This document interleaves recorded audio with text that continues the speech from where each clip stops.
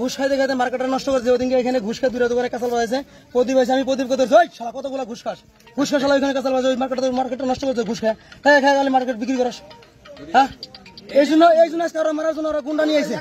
ওরা ইউপিপিএল সরকার।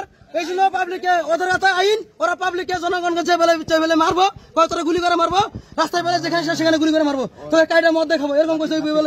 আজকে ঘুষাকে টান কোন চেয়ারম্যান কইছে, চেয়ারম্যান নিজে কইছে। নাম কি? নাম হলো ববিল্য কুমার ইস্তিলারি। আচ্ছা, তোমাদেরকে কি মারছে? আমাদেরকে মারছে। দোকান থেকে টাকা পয়সা সব লুটপাট করে নিয়ে দোকান সব লাগতে ফেলে দিল। এখন তোমরা কি চাও? আমরা লিজ্জত বিচার চাই, চেয়ারম্যান পদত্যাগ করা লাগে, আর চেয়ারম্যান এসে মাপ চাওয়া লাগে আমার কাছে, পাবলিকের কাছে। ওরা কুশাইগাঁওয়ের ইউপিপিএল নেতা হয়ে ওরা ইউপিপিএল সরকার বিলাক হইয়া সবাই এরকম ভাবে ডাবিয়ে রাখছে যে ওরা ইউপিপিএল লিডার হয়েছে। এই জন্য কুশাইগাঁও ওরা যা বলবে সেটাই রাজত্ব চলবে।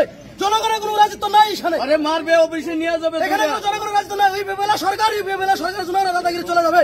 আগের দিন নাই, দাদাগিরি চলবে না। রাজ চাকরি তো হয়েছে, কোনো দাদাগিরি চলবে না।